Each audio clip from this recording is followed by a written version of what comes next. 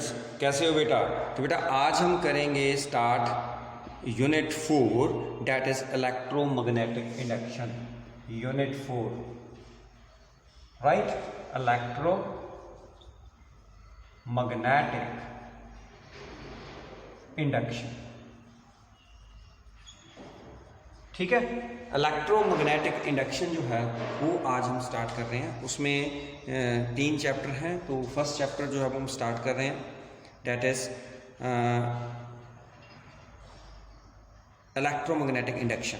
ठीक है, तो इसमें हम एडी करंट्स देखेंगे, मैग्नेटिक फ्लक्स देखेंगे, Faraday's law of electromagnetic induction, Lenz's law of conservation of energy, mutual inductance, self inductance, right, motional EMF, magnetic flux, ये सारे हम इसमें करने हैं। तो इसलिए ध्यान से आपने करना है। एक्चुअल में इस चैप्टर के साथ साथ में मैं आपको अभी आपको लेक्चर दे रहा हूँ, तो साथ में ही मैं आपको इसके नोट्स भी भेजता रहूँगा। ठीक है, नोट्स मतलब जो जिस बुक से मैं पेजेस में मुझे लग रहा है कि अच्छे हैं वो मैं आपको भेज दूँगा, तो आपने वो पढ़ लेने हैं साथ साथ में। ठीक है, क्योंकि मैं थोड़ा सा फास्ट चल रहा हूँ। अब हमारे पास क्या है, सबसे पहले इलेक्ट्रोमैग्नेटिक इंडक्शन होता क्या है? What is electromagnetic induction? इसको हम EMI भी बोलते हैं। What is electromagnetic induction? Electromagnetic induction क्या होता है? The phenomena of producing induced EMF, the phenomena of producing induced EMF and induced current in a closed circuit due to change in the magnetic field or change in the magnetic flux, right. तो जब भी हमने पहले क्या पढ़ा था, ध्यान से सुनना, हम पहले क्या करते थे, किसी भी कॉइल में से करंट पास करते थे, मैग्नेटिक फील्ड प्रोड्यूस हो रही थी। अब हम मैग्नेटिक फील्ड से क्या प्रोड्यूस कर रहे हैं? करंट प्रोड्यूस कर रहे हैं, that is known as electromagnetic induction. The phenomena of producing induced EMF and hence induced current in a closed circuit due to the change in magnetic field or change in magnetic flux link with the closed circuit, that is known as electromagnetic induction, right। आपने electromagnetic induction में क्या किया? Electromagnetic induction में आपने magnetic flux को change करके, मतलब magnetic field को यूज करके, उसका मैग्नेटिक फ्लक्स चेंज करके आपने क्या प्रोड्यूस कर दिया? वहां पे करंट प्रोड्यूस कर दिया, राइट, क्लियर।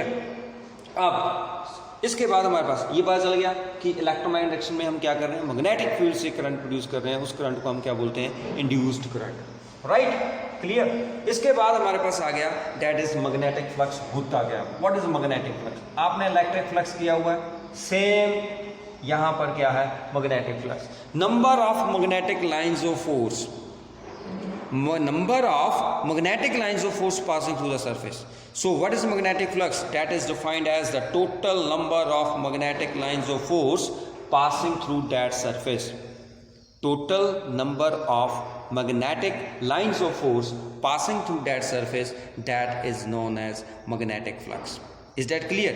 तो magnetic flux होता क्या है? अगर हम magnetic flux देखें, वहां पर हम इलेक्ट्रिक फ्लक्स में E डॉट A लिखते थे, यहाँ पर हम क्या रख रहे हैं? B dot A, right. क्यों? क्योंकि हमारे पास ये एक सरफेस है, मान लो ये सरफेस हमने लिया, इतना सरफेस, ये है इसका एरिया वेक्टर, राइट, और इसमें जो मैग्नेटिक फील्ड है वो इस तरफ को जा रही है, मैग्नेटिक फील्ड इस तरफ को जा रही है, तो ये एंगल क्या है? थीटा। Okay, clear. तो हम क्या देखते हैं यहाँ पर? मैग्नेटिक फील्ड और एरिया वेक्टर। आपका एरिया वेक्टर क्या है? DS है, तो इसके परपेंडिकुलर होगा। मैग्नेटिक फील्ड आपकी इस तरफ को है, तो एंगल कितना है? क्योंकि एरिया वेक्टर जो है वो सरफेस के हमेशा क्या होता है? परपेंडिकुलर होता है। और एरिया वेक्टर ने मैग्नेटिक फील्ड के साथ जो एंगल बनाया है वो कितना बनाया है? थीटा बनाया है। तो हम क्या लिखेंगे? B dot A that is equal to BA cos theta. Same, right, जैसे हमने इलेक्ट्रिक फील्ड में किया वैसे ही हम मैग्नेटिक फील्ड में कर रहे हैं। ओके, बाकी आप इसके केसेस आप डिस्कस कर सकते हो कि अगर थीटा 0 है या थीटा 90 है या थीटा 180 है, ये आप कर सकते हो। थीटा 0 0, राइट, थीटा 90 वो भी आपको पता है, थीटा 180 तो cos 180 भी आपको पता है। सेम इलेक्ट्रिक फील्ड वाला ये है हमारे पास, सिर्फ हमने यहाँ पर इलेक्ट्रिक फील्ड किया क्या कर दिया? मैग्नेटिक फील्ड कर दिया हुआ। ठीक है, क्लियर है। तो मैग्नेटिक फील्ड मैक्सिमम कब होगी? जब थीटा 0 होगा, क्योंकि cos 0 क्या होता है? 1। Magnetic field minimum magnetic flux maximum कब होगा? जब थीटा 0 है तो cos 0 1 होगा, मैग्नेटिक फ्लक्स आपके पास मैक्सिमम आ जाएगा, राइट। जब थीटा 90 होगा, थीटा 90 ये ध्यान रखना कि ये सरफेस के साथ नहीं है, ये एरिया वेक्टर है जो सरफेस के परपेंडिकुलर है उसके साथ और मैग्नेटिक फील्ड के साथ जो एंगल है उसको हम थीटा ले रहे हैं। Is that clear? राइट। तो magnetic flux through a given surface is maximum when maximum number of magnetic lines of force passing through the given surface। वो तभी होगा जब थीटा क्या होगा 0। जब थीटा 90 होगा तो मैग्नेटिक फ्लक्स क्या होगा मिनिमम होगा, राइट। जब थीटा 180 होगा तो आपको पता है cos 180 क्या होता है, दैट इज -1। तो उसमें भी मैक्सिमम ही आता चाहे माइनस हो। तो 90 के ऊपर हमारे पास मैग्नेटिक फ्लक्स क्या हो रहा है, मिनिमम हो रहा है। तो इसके बाद आता है हमारे पास magnetic flux density. Magnetic flux density क्या होती है? Magnetic flux density that is magnetic flux पर unit area. Magnetic flux density क्या होती है? मैग्नेटिक फ्लक्स पर यूनिट एरिया। छोटी छोटी डेफिनेशन है, राइट। मैं ये टॉपिक आपको जो है वो एस दिनेश से पढ़ा रहा हूँ, राइट। एस दिनेश बुक है उसमें से पढ़ा रहा हूँ। तो मैग्नेटिक फ्लक्स डेंसिटी जो है अगर आपके पास है तो आप उसमें देख सकते हो। तो magnetic flux density B magnetic flux पर यूनिट एरिया। जो मैग्नेटिक फ्लक्स है, मैग्नेटिक फ्लक्स इसको फाई बी के साथ नोट करते हैं। जो इलेक्ट्रिक फ्लक्स था उसको हम फाई ई के साथ नोट करते थे, मैग्नेटिक फ्लक्स को फाई बी के साथ नोट कर रहे हैं। तो मैग्नेटिक फ्लक्स पर unit area that is known as magnetic flux density. इसको हम स्ट्रेंथ ऑफ मैग्नेटिक फील्ड भी बोलते हैं और मैग्नेटिक इंडक्शन भी बोलते हैं। Strength of magnetic field and magnetic induction. Okay, अब इसका एसआई यूनिट, एसआई यूनिट इसका क्या होता है?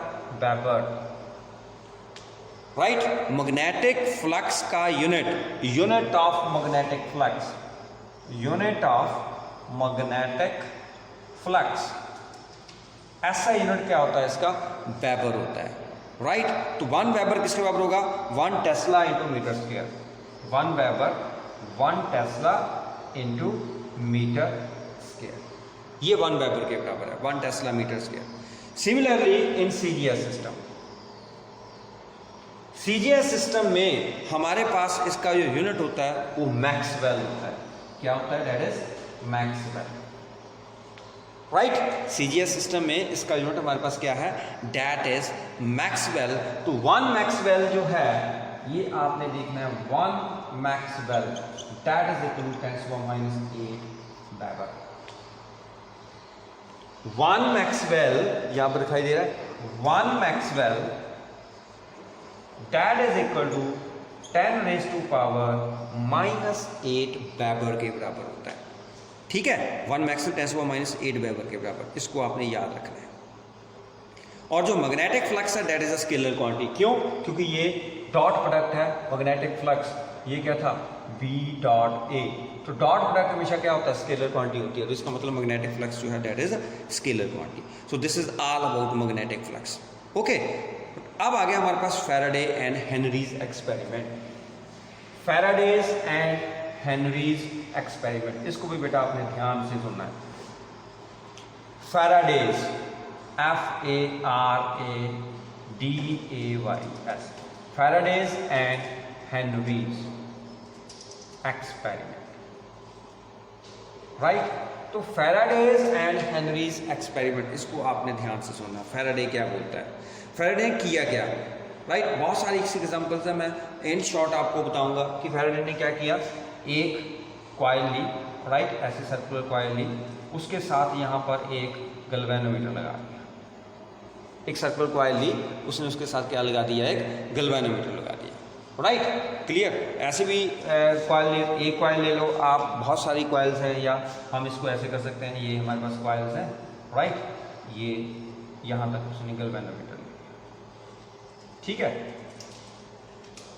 ओके। तो गैल्वेनोमीटर सिंपल कॉइल है, सर्कुलर कॉइल है, राइट। सर्कुलर कॉइल्स हैं, ये गोल गोल हैं, गोल गोल, राइट। तो उन्होंने क्या किया? एक मैग्नेट लिया, इस मैग्नेट को उन्होंने क्या किया? मूवमेंट करनी शुरू कर दी।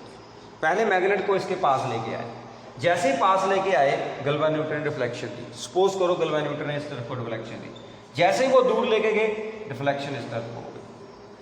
ध्यान से सुनना है ये एक बात, जो मैं आपको फैराडे एक्सपेरिमेंट बता रहा हूँ इसको आपने बिल्कुल ध्यान से सुनना है। पहले मैंने क्या बोला?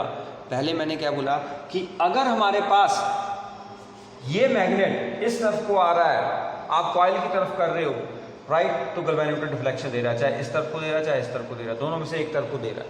जैसे आप उसको मैग्नेट को दूर लेके जाओगे वो दूसरी तरफ को डिफ्लेक्शन देगा। अब पहली बात तो ये होगी, जितनी आप फास्ट लेके आओगे उतनी ज़्यादा डिफ्लेक्शन इसमें होगी, जितनी आप फास्ट उसको दूर लेके जाओगे उतनी ज़्यादा डिफ्लेक्शन होगी, लेकिन अपोजिट साइड से होगी, पहले के अपोजिट। अगर गैल्वेनोमीटर पहले इस तरफ को था, उसकी डिफ्लेक्शन नीडल की अब इस तरफ को हो जाएगी, राइट। फिर उन्होंने क्या किया, वो मैग्नेट लेके आए फास्ट, मैग्नेट लेके आए फास्ट यहाँ पर स्टॉप कर गए। तो क्या नीडल की डिफ्लेक्शन ऐसे रहेगी? मान लो सपोज को नीडल डिफ्लेक्शन इस तरफ की जब पास में लेके आ रहे, नहीं, जैसे वो इसको पास में लेके आ रहे थे, नीडल की जो डिफ्लेक्शन थी वो हुई, जैसे आप लेके आ रहे थे, जैसे लेके आ रहे थे नीडल की डिफ्लेक्शन हुई, चाहे इस तरफ हुई चाहे इस तरफ, किसी तरफ को हुई है। लेकिन जैसे ही आपने यहाँ पर उसको स्टॉप कर दिया, नीडल की डिफ्लेक्शन जो है वो जीरो के ऊपर आ गई। मतलब जब तक वो मोशन में था इसमें करंट प्रोड्यूस हो रहा था, जब वो मोशन में नहीं था, चाहे आप उसको पास में इसको लेके आ जाओ, चाहे इसके अंदर उसको लगा दो, कोई डिफ्लेक्शन नहीं होगा। ऐसे ही उन्होंने क्या किया, जैसे ही वो दूर लेके गए, जैसे ही वो दूर लेके गए, इसने डिफ्लेक्शन दी, लेकिन पहले से अपोजिट डिफ्लेक्शन दी नीडल ने, और दूर लेके हमने वहां पर क्या हो गया, उसको स्टॉप कर दिया। तो क्या इसमें डिफ्लेक्शन उसी तरफ को रहेगी? नहीं, डिफ्लेक्शन किसके ऊपर आ जाएगी? जीरो। तो उन्होंने क्या कंक्लूजन किया कि एक तो ये है कि जब हम मैग्नेट इसके पास लेके आ रहे हैं, इसमें करंट प्रोड्यूस हो रहा है या दूर लेके जा रहे हैं, इसका मतलब मैग्नेट के इफेक्ट के कारण वहां पर करंट प्रोड्यूस हो रहा है, पहली बात ये। दूसरा कि जब तक मैग्नेट मोशन में था तब तक उसमें करंट प्रोड्यूस हो रहा था, जब वो रेस्ट में आ गया मैग्नेट, उसमें करंट प्रोड्यूस होना बंद हो गया। Is that clear? मेरी बात समझ आई कि जब हम उसको मैग्नेट को पास में लेके आ रहे थे उसमें करंट प्रोड्यूस हो रहा था, जब हम उसको दूर लेके जा रहे थे उसमें करंट प्रोड्यूस हो रहा था, लेकिन जब हम पास में लेके आके मैग्नेट को उसको स्टॉप कर दिया, वहीं पर उसके पास खड़ा कर दिया उसको, तो नहीं प्रोड्यूस हुआ, करंट नहीं प्रोड्यूस हुआ। हम दूर लेके गए, दूर खड़ा कर दिया, करंट नहीं प्रोड्यूस हुआ। इसका मतलब जब तक मैग्नेट मोशन में था तब तक इसमें करंट प्रोड्यूस हो रहा था। जब हम पास में लेके आ रहे हैं, नीडल एक तरफ को जा रही थी, जब हम दूर लेके जा रहे हैं, नीडल दूसरी तरफ को डिफ्लेक्ट हो रही है, राइट। इसका मतलब जब हम पास में लेके आ रहे हैं तो जो करंट है उसकी डायरेक्शन एक तरफ को थी, मान लो सपोज करो क्लॉकवाइज है, जब हम दूर लेके जा रहे हैं उसकी करंट की डायरेक्शन एंटी क्लॉकवाइज होगी, तभी नीडल आपकी जो गैल्वेनोमीटर की इधर जा रही है। सो व्हाट इज गैल्वेनोमीटर है? गैल्वेनोमीटर क्या है वो तो आपको पता है, that is used to detect the current. Clear?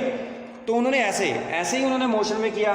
फिर और एग्जांपल है कि उन्होंने मैग्नेट की जगह यहाँ पर इलेक्ट्रोमैग्नेट यूज कर दिया, राइट। इलेक्ट्रोमैग्नेट कैसे बनाते हैं? ये बैटरी के साथ उन्होंने इलेक्ट्रोमैग्नेट मूव करना शुरू कर दिया, ठीक है। फिर एक और एग्जांपल की उन्होंने, क्या किया फैराडेज और हेनरी ने, उन्होंने क्या किया, एक यहां पर आयरन रोड ली, उसके ऊपर ये बना दिया, यहां पर गैल्वेनोमीटर लगा दिया, ये कॉइल बाउंड कर दी, इंसुलेटेड कॉइल, और एक और कॉइल ली, उसके साथ उन्होंने यहां पर एक सेल लगा दिया और साथ में स्विच लगा दिया। जैसे वो स्विच ऑन करते हैं, जैसे स्विच ऑन करते हैं, इसका स्विच ऑन किया, गैल्वेनोमीटर डिफ्लेक्शन थी, मान लो सपोज करो इस तरफ को थी, स्विच ऑन ही था, स्विच ऑन ही था, तो आप क्या सोचोगे गैल्वेनोमीटर डिफ्लेक्शन ऐसे रहेगी? स्विच ऑन ही, जैसे स्विच ऑन किया गैल्वेनोमीटर डिफ्लेक्शन ऐसे हुई, फिर जीरो के ऊपर आ गई। फिर उन्होंने स्विच ऑफ किया, जैसे स्विच ऑफ किया गैल्वेनोमीटर डिफ्लेक्शन दी दूसरी तरफ को, फिर अपने जीरो के ऊपर आ गई, स्विच ऑफ ही है। इसका मतलब क्या हुआ कि जब आपने स्विच को ऑन किया, current begins to increase, current यहां से बढ़ रहा था, पहले एक कॉइल से गया, फिर दूसरी कॉइल से गया, फिर दूसरी कॉइल से गया, फिर यहां पर पहुंच गया। जैसे यहां पर पहुंचा, गैल्वेनोमीटर में डिफ्लेक्शन जीरो हो गया। दूसरी बात, जैसे ही आपने इसको ऑफ किया, जैसे ही ऑफ किया तो इसमें जो करंट था वो डिक्रीज होना शुरू हो गया। जैसे करंट डिक्रीज हुआ, करंट जैसे डिक्रीज हुआ, इसने डिफ्लेक्शन दी, लेकिन जैसे करंट पूरे का पूरा जीरो हो गया, मतलब यहाँ बैटरी से सर्किट जो है वो कंप्लीट हो गया, तो क्या हुआ, गैल्वेनोमीटर अपनी नीडल जो है वो उसकी जीरो के ऊपर आ गई। मतलब जैसे ही आपने ऑन किया, नीडल ने डिफ्लेक्शन दी, ऐसे हो गया, जैसे आपने ऑफ किया, नीडल ने दूसरी तरफ को डिफ्लेक्शन दी, फिर अपनी, मतलब कंटिन्यूसली नीडल की डिफ्लेक्शन नहीं है। इसका मतलब क्या हुआ, उन्होंने क्या कंक्लूजन निकाला, तीनों एक्सपेरिमेंट पता चल गए। कंक्लूजन क्या निकला इसमें, देखो,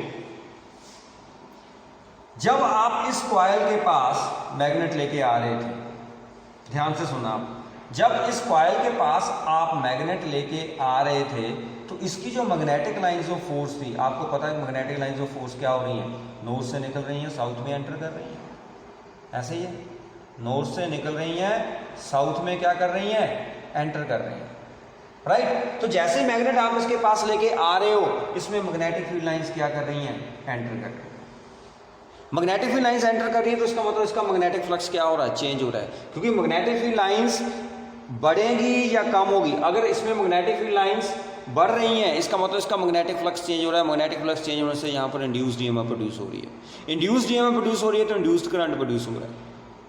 जब आप इसको मैग्नेट को दूर लेके जा रहे हो, even then magnetic field lines इसमें से डिक्रीज हो रही हैं। मैग्नेटिक फील्ड लाइन डिक्रीज हो रही है तो इसका मैग्नेटिक फ्लक्स भी डिक्रीज हो रहा है। मैग्नेटिक फ्लक्स डिक्रीज हो रहा है मतलब मैग्नेटिक फ्लक्स चेंज हो रहा है। मैग्नेटिक फ्लक्स डिक्रीज होने का मतलब मैग्नेटिक फ्लक्स क्या हो रहा है, चेंज हो रहा है। फिर भी इसमें इंड्यूस्ड ईएमएफ प्रोड्यूस हो रही है। इंड्यूस्ड ईएमएफ प्रोड्यूस हो रही है तो इंड्यूस्ड करंट प्रोड्यूस हो रहा है। Got it. तो इसका मतलब उन्होंने क्या कंक्लूजन निकाला कि जब when ever magnetic flux linked with the circuit changes, induced EMF is produced in the circuit.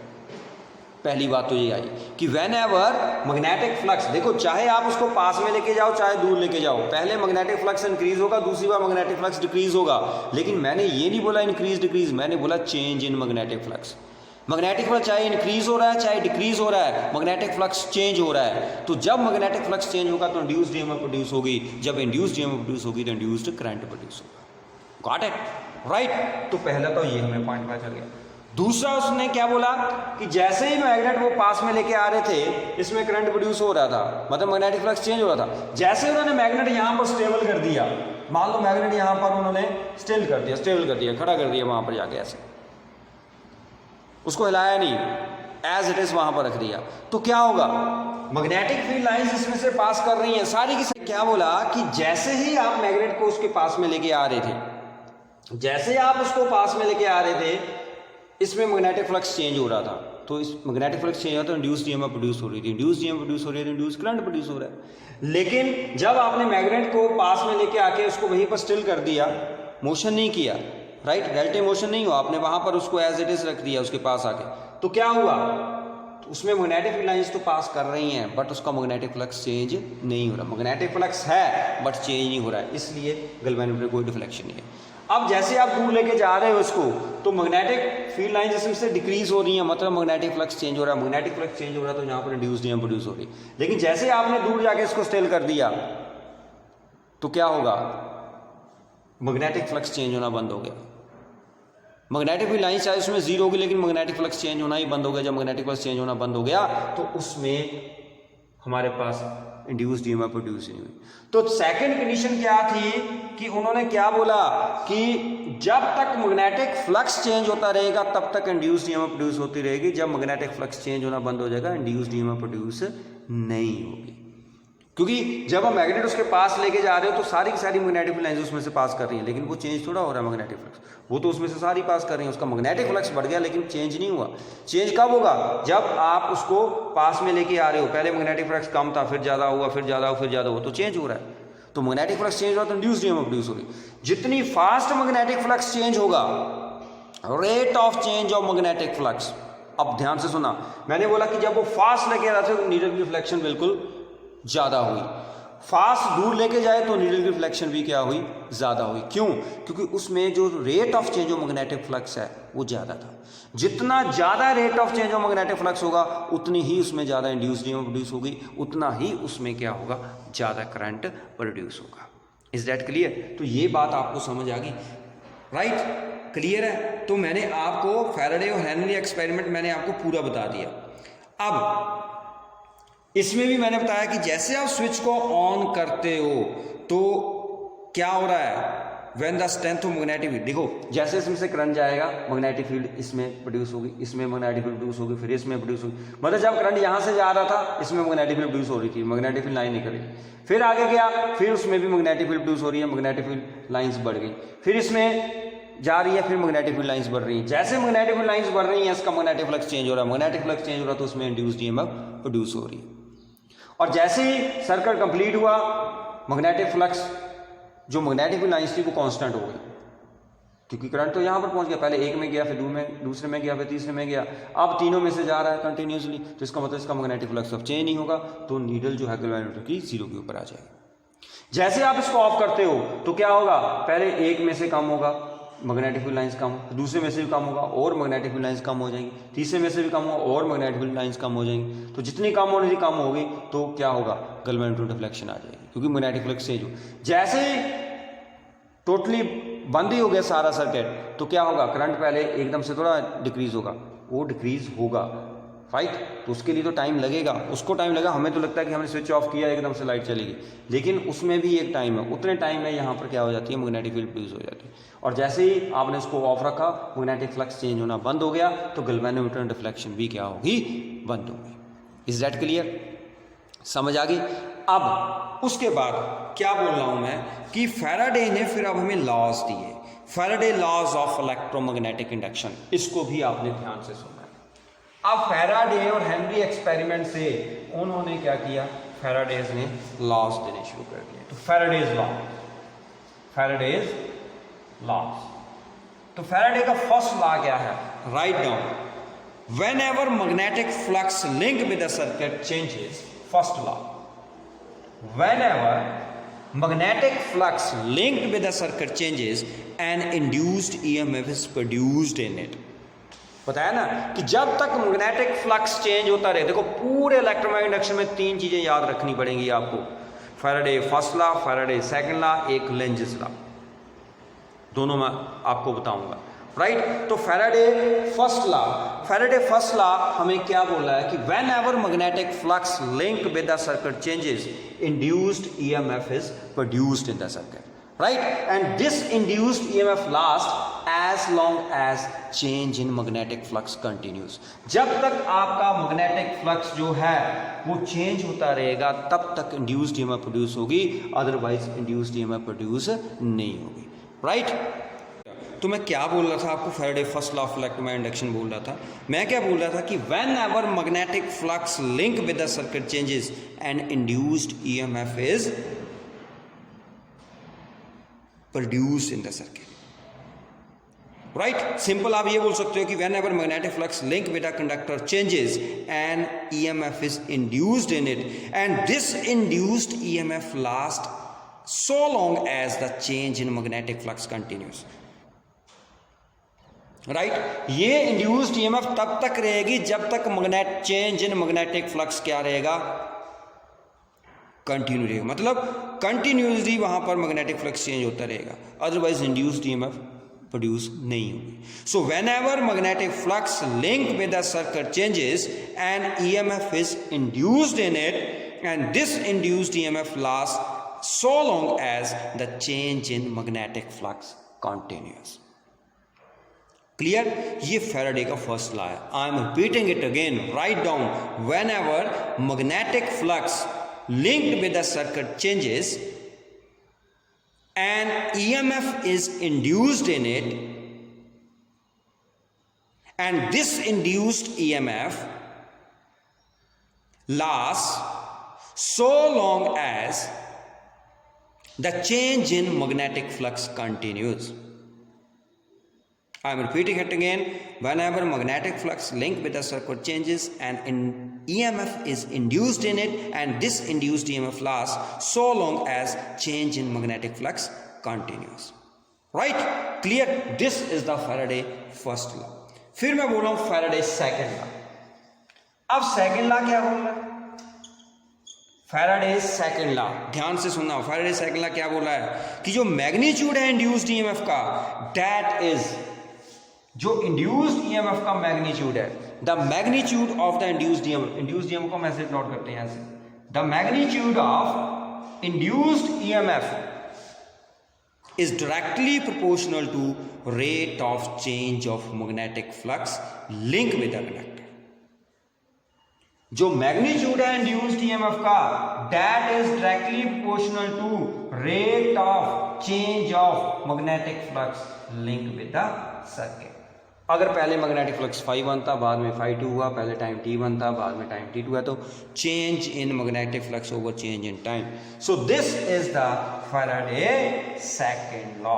Induced EMF, कौन सी, magnitude of induced EMF, the magnitude of induced EMF is directly proportional to the rate of change of magnetic flux linked with the conductor or coil। Is that clear? पहले law को हम qualitative law कहते हैं, इसको बोलते हैं quantitative. ये है qualitative law. This is qualitative law, this is quantitative. एक क्वालिटेटिव है, दूसरा हमारे पास क्या है? Quantitative. QUANTITATIV, qualitative and quantitative. This is qualitative law, this is quantitative law, right? तो पहला क्या कहता है कि whenever magnetic flux link with the circuit changes, induced EMF is produced and this induced EMF last as long as change in magnetic flux continues, right? First law हो गया। Second law क्या कहता है? The magnitude of induced EMF is directly proportional to rate of change of magnetic flux linked with the conductor or coil. Is that clear? समझ आ गई? तो हमारे पास ये जो प्रोपोर्शनैलिटी साइन है, इसको हटाने के लिए हम क्या करते हैं? तो इंड्यूस्ड ईएमएफ, थोड़ा सा आपको एक्सप्रेशन भी बता देता हूं कि जो इंड्यूस्ड ईएमएफ है, E magnitude of induced EMF, that is equal to K phi2 minus phi1 over T2 minus T1। Okay, clear? तो मैग्नीट्यूड ऑफ इंड्यूस्ड ईएमएफ किसके बराबर हो गया? That is equal to K d phi by dt। This is the change in magnetic. अब magnetic flux है तो इसलिए हम यहाँ पर छोटा सा b लिख देते हैं ताकि हमें पता चले। इलेक्ट्रिक फ्लक्स होता था तो हम यहाँ पर E लिखते थे, अब मैग्नेटिक। अब कॉइल में अगर n टर्न्स हैं, if the coil has n turns, right, n turns हो तो हम क्या लिखेंगे? यहाँ पर n d phi by dt। Okay, clear है? समझ आ गई? SI सिस्टम में K की वैल्यू 1 होती है। इन SI system K is equal to 1, so E that is equal to n d phi, यहाँ पर P लगाना है, P by dt। This is the magnitude of the induced EMF। Okay, clear? समझ आ गई? पता चल गया? अब लिमिटेशन क्या है अभी सेकंड लॉ की? सेकंड लॉ की एक लिमिटेशन है बेटा कि जो मैग्नीट्यूड ऑफ इंड्यूस्ड ईएमएफ है वो तो हमें पता चल गया, but this law does not give the polarity of induced EMF. ये लॉ जो है वो हमें इंड्यूस्ड ईएमएफ की पोलैरिटी नहीं देता है। Is that clear? The polarity of induced EMF जो है means direction of induced current, ये लॉ हमें नहीं देता है। This is the limitation of second law. Question आता है कि सेकंड लॉ की क्या लिमिटेशन है, तो हम सीधी सी बात बोलेंगे कि हमें मैग्नीट्यूड ऑफ इंड्यूस्ड ईएमएफ तो मिल रहा है, मैग्नीट्यूड ऑफ इंड्यूस्ड ईएमएफ तो हमें मिल रहा है, लेकिन इंड्यूस्ड ईएमएफ या इंड्यूस्ड करंट की direction means polarity of induced EMF और डायरेक्शन ऑफ इंड्यूस्ड करंट, वो हमें ये लॉ नहीं बताता है।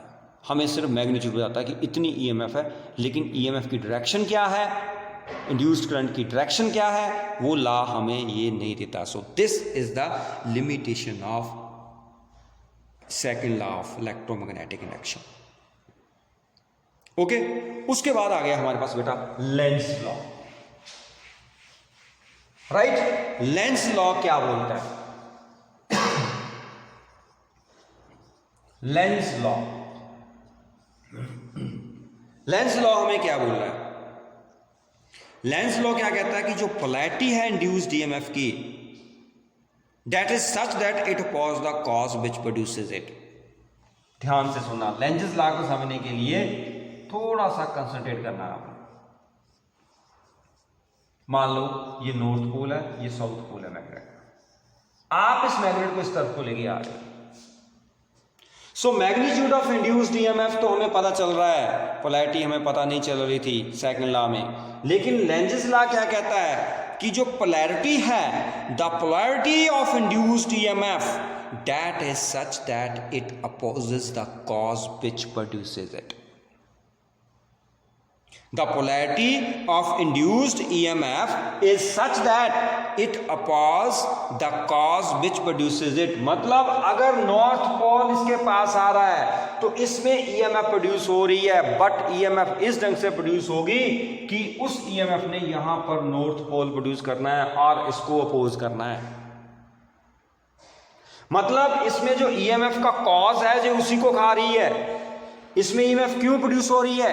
क्यों? क्योंकि नॉर्थ पोल जो है वो इसकी तरफ आ रहा है, तभी EMF प्रोड्यूस हो रही है। लेकिन इसमें जो EMF प्रोड्यूस हो रही है वो क्या कर रही है? वो कह रही है कि नॉर्थ पोल तो मेरे पास मत था, such that it oppose the cause that produces it. मतलब नॉर्थ पोल आ रहा है तभी इंड्यूस्ड EMF प्रोड्यूस हो रही है, लेकिन जो इंड्यूस्ड EMF यहां पर प्रोड्यूस हो रही है वो इस ढंग से प्रोड्यूस हो रही है कि उसने यहां पर नॉर्थ पोल बना दिया और इसको अपोज कर दिया। सिमिलरली जब मैं इसको दूर लेके जा रहा हूं, ध्यान से सुनना, जब मैं मैग्नेट को दूर लेके जा रहा हूं तब भी इसमें इंड्यूस्ड EMF प्रोड्यूस हो रही है, लेकिन उस टाइम इंड्यूस्ड EMF की डायरेक्शन इस ढंग से होगी, इंड्यूस्ड करंट की डायरेक्शन इस तरफ की होगी कि इसने यहां पर साउथ पोल प्रोड्यूस करना है, उसको जाने भी नहीं देना, तू जा मत, तू पास आ जा। मतलब अगर पास आ रहा है उसको पास नहीं आने देना, अगर दूर जा रहा है तो उसको दूर नहीं जाने देना है। मेरी बात क्लियर हुई? सो जो डायरेक्शन है इंड्यूस्ड EMF की वो इस ढंग से है, such that it oppose the cause that produces it. This is Lenz law. So Lenz law लिखो, the polarity of induced EMF is such that it oppose the cause which produces it. The polarity of induced EMF is such that it opposes the cause which produces it. Got it? समझ आ गई बच्चा लोग? Right? So this is Lenz's law. Right? अब आप direction कैसे पता करेंगे? अब डायरेक्शन के लिए हमारे पास क्लॉक फिटिंग रूल है, ठीक है? क्या बोलते हैं इसको? क्लॉक फिटिंग रूल या क्लॉक रूल ऑफ फिटिंग। तो ध्यान से सुनना, clock fitting rule, clock fitting rule ये क्या बोल रहा है? क्लॉक फिटिंग रूल क्या बोलता है? आपने एक सर्कल बनाना है, इधर भी सर्कल बनाओ, यहां पर नॉर्थ लिख दो, यहां पर साउथ लिख दो, राइट? और जहां पर एंड है वहां पर एरो बना दो, इसमें भी यहां पर एंड है वहां पर एरो बना दो। जैसे इसमें एरो बना है बाहर भी बना दो, इसमें नीचे की तरफ है, इस तरफ को नीचे की तरफ, इसमें एरो किस तरफ को, इस तरफ को, इसमें एरो किस तरफ को, मतलब इसको देख के आप बताओ ये कौन सा है? This is anti clockwise, this is clockwise direction. एक एंटी क्लॉकवाइज, एक क्या क्लॉकवाइज डायरेक्शन। तो अब अगर आपके पास कोई कॉइल है, इस कॉइल में आपने इस तरफ को अगर नॉर्थ पोल प्रोड्यूस करना है तो यहां पर करंट की डायरेक्शन क्या होनी चाहिए? एंटी क्लॉकवाइज डायरेक्शन होनी चाहिए। अगर यहां पर साउथ पोल आना चाहिए तो यहां पर करंट की डायरेक्शन क्या होगी? क्लॉकवाइज होगी। तो हमें नॉर्थ पोल यहां पर है या साउथ पोल यहां पर है, हमें करंट की डायरेक्शन से हमें पता चल जाता है कि वहां पर, मान लो यहां पर नॉर्थ पोल है, सपोज करो यहां पर नॉर्थ पोल प्रोड्यूस हो गया, मैं मैग्नेट का नॉर्थ पोल लेके आ रहा हूं, नॉर्थ पोल लेके आ रहा हूं इसके पास, तो यहां पर नॉर्थ पोल ही प्रोड्यूस होगा, तो मुझे पता है कि यहां पर करंट की डायरेक्शन क्या होगी? इस कॉइल में क्या होगी? नॉर्थ पोल में एंटी क्लॉकवाइज डायरेक्शन होगी। जहां पर क्लॉकवाइज डायरेक्शन है वहां पर साउथ पोल होगा, और यहां पर एंटी क्लॉकवाइज डायरेक्शन है वहां पर हमारे पास क्या प्रोड्यूस होगा? नॉर्थ पोल प्रोड्यूस होगा। This is clock fitting rule. तो अब हमें पता चल जाएगा कि जब हम नॉर्थ पोल लेके आ रहे हैं, मान लो ये मैग्नेट है, ये नॉर्थ पोल लेके आ रहा हूँ इस तरफ, तो यहाँ पर नॉर्थ पोल प्रोड्यूस होगा। इसका मतलब इस तरफ को, जो ये कॉइल है, इस तरफ को करंट जो होगा, अगर आप इस तरफ से देखोगे तो इस कॉइल में करंट क्या होगा? एंटी क्लॉकवाइज करंट होगा, और इस तरफ को क्या होगा? क्लॉकवाइज। तो इसका मतलब यहाँ पर साउथ पोल होगा, यहाँ पर क्या होगा? North pole. अगर आप इसको दूर लेके जा रहे हो तो यहाँ पर करंट की डायरेक्शन क्या होगी? क्लॉकवाइज, ताकि यहाँ पर साउथ पोल प्रोड्यूस हो, यहाँ पर नॉर्थ। तो इसके अकॉर्डिंग हमारा जो गैल्वेनोमीटर है यहाँ पर, उसकी डायरेक्शन क्या होती रहती है? चेंज हो जाती है। अगर आप पास में लेके आते हो तब चेंज हो जाती है, दूर लेके जाते हो तब भी चेंज होती है। Is that clear? So this is clock fitting rule. तो अब फैराडे और लेंज ने मिलके लॉ बनाया, फैराडे और लेंज ने मिलके एक लॉ बनाया जिसको हम बोलते हैं फैराडे लेंज लॉ। क्या बोलते हैं उसको? Faraday Lenz law. Faraday Lenz law.